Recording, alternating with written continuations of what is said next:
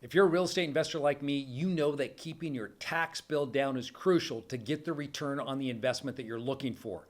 But here's where many investors trip up: understanding the difference between what is a repair and an improvement, and how each gets treated by the IRS. Listen, you get this wrong and you could cost yourself thousands, or worse yet, trigger an audit. So in this video, I'll break down not just the rules, but how to document every repair and improvement to protect yourself. So if you want to know the smart way to organize your receipts, what phrases to use, and how to never get caught in the IRS's crosshairs, stay tuned. You're going to want to see this. Okay, so let's start with the big picture. When you spend money on your property, the IRS wants to know, is it a repair, something that keeps your investment running, or is it an improvement, which adds value or prolongs its useful life?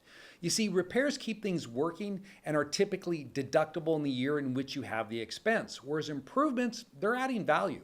So what does that mean? It's either adapting the property to a new use or it's extending its life.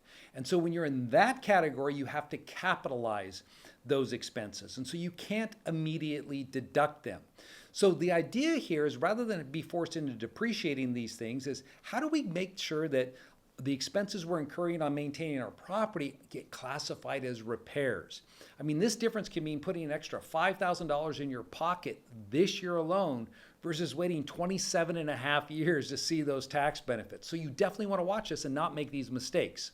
So let's start about defining repairs versus improvements, and that will help give some context to what I'm going to be sharing with you. So what are some common repairs out there? Say you've got a leaky faucet and you go in and you repair that. Oh, that's a repair. I just gave that away. Patching holes that the tenants put in your wall, painting a room. If a window was broken, replacing that. Now, 3 windows are broken. Still a repair, not an improvement. If all the windows are replaced, well, that could be an improvement. So you have to be careful here in how you do this. And I'll give you the example just on the windows before we move on. I was recently talking to an investor, and they thought about replacing and going with all these energy efficient windows.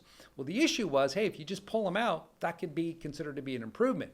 Maybe if a few of them broke because of a windstorm and you replaced a few of them this year and then you did the rest next year, that could look more like a repair. So you got to think about it in those terms. Don't do it all at once.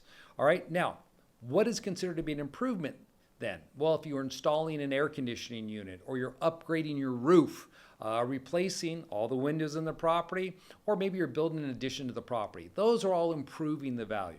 Now, if you want to get real technical, what do you need to do? You need to look at IRS Publication 527. It lays all this stuff out in the rules.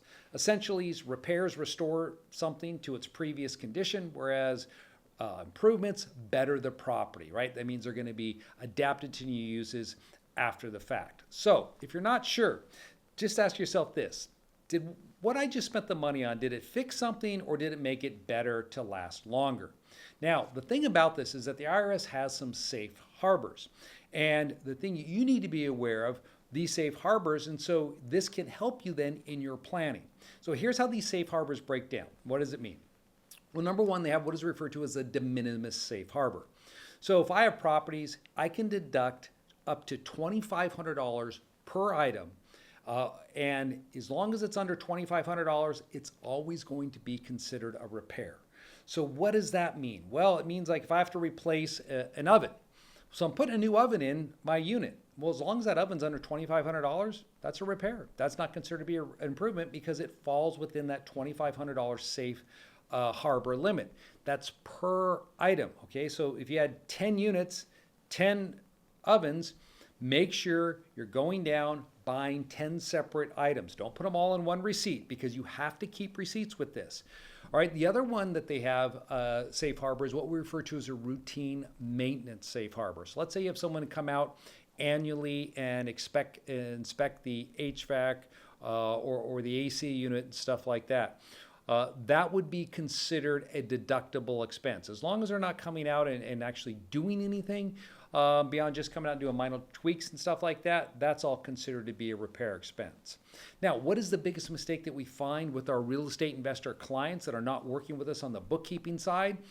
Is that they're not keeping detailed documentation. So if you take all your repairs and improvements and you lump them together, you're basically inviting the IRS to reclassify these documents. And so you have to be very judicious in how you approach your real estate investing. So here's what I want you to do. Grab a pen, because here's the system you should be looking at. Number one, keep separate folders for each property, one for repairs and one for improvement. So that just shows that you're categorizing these things, okay? Label your invoices clearly, all right? Make sure you're specifying on that invoice what it was for, repair versus improvement. So you use phrases like routine maintenance or like-for-like replacement or restoration, things like that.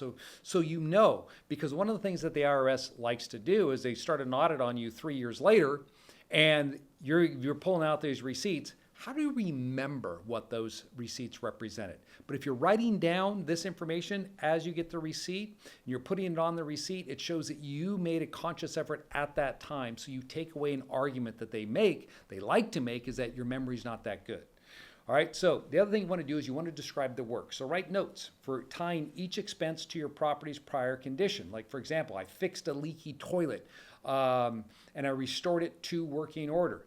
And the other thing I think is really important is make sure you have photographs. Take a picture of it, right? Before, and then a picture of it afterwards. Especially this is, for the small stuff, it's not a big deal. But for larger things that you want to classify as a repair, this could be important. So the example I gave you about the windows, yes, I would do that on the windows. And then keep proof of payments for each expense, all right? So those are really important. Now, what are some red flags that trigger IRS scrutiny? Because, hey, if we know where the IRS is looking, then we can stay away from that. So be aware of situations that commonly draw the IRS, which is large repair deductions relative to the property value or its rental income. This could get you into problems. If you have a property that's a $100,000 property and it generates $8,000 a year, and all of a sudden you're saying I had $20,000 in repair expenses associated with that property, they're probably going to question it, okay, and wonder, hey, it had to improve the property. Now, if you have inconsistent treatment of similar expenses across tax years, that could be an issue. Poor documentation and not having proper records can create problems for you. The other thing that I've seen before is that repairs that look like they're part of a larger renovation of the property, that it's clearly obvious that you were renovating the property that year, but you had still a lot of repairs as well. That could be an issue that you would run into. And then maybe if your repair expenses go up significantly year over year, that might be a cause for concern. You see, the IRS has specific audit guidelines for examining repair versus improvement determinations, and IRS agents, they're trained to request detailed documentation, including invoices, contracts, photographs, and correspondence with even your contractors. And so there's another piece of advice for you right there. In dealing with your contractors, make sure you're using the right type of language. Hey, I want you to repair this, right? And you've got an email correspondence back and forth with them. Because the worst case scenario, of course, is if the IRS audits your Schedule E or your business return and they start asking for this information, all right, you're going to have to be able to provide it. So the way we win is you do just what I described. You keep all that documentation to make sure if you get audited, you can back it up. So pro tip here, listen, group small repairs together. Don't let big jobs look like improvements if they're really just fixes. Use great bookkeeping. It's important, I say, to have a bookkeeper. We do a lot of bookkeeping here at Anderson, and you keep your receipts. And listen, if you're going to spend some big money on something and you want to make it look more like a repair than an improvement, talk to a tax professional. Here at Anderson, we can assist with that and walk you through how to take what may be considered an improvement and make it a repair. So, comes down to this: documenting repairs versus improvements isn't just nice to do, it's mandatory if you want to protect your bottom line and avoid IRS scrutiny. And if you found this breakdown valuable, smash the like button, subscribe for more real estate tax hacks like this, and share this video with anyone who is about to fix up a property, because there's a lot that can be done there. In fact, I have another video that discusses when you're doing improvements, how to get a full tax deduction for the improvement through a different method. So there's different ways we can approach things. That's why working with a professional like Anderson Business Advisors, I think, is critical if you're a real estate investor. And if you want to learn more, go into the show notes. There's a link there to set up a free strategy session. All right, until next time, keep your assets safe and your records airtight.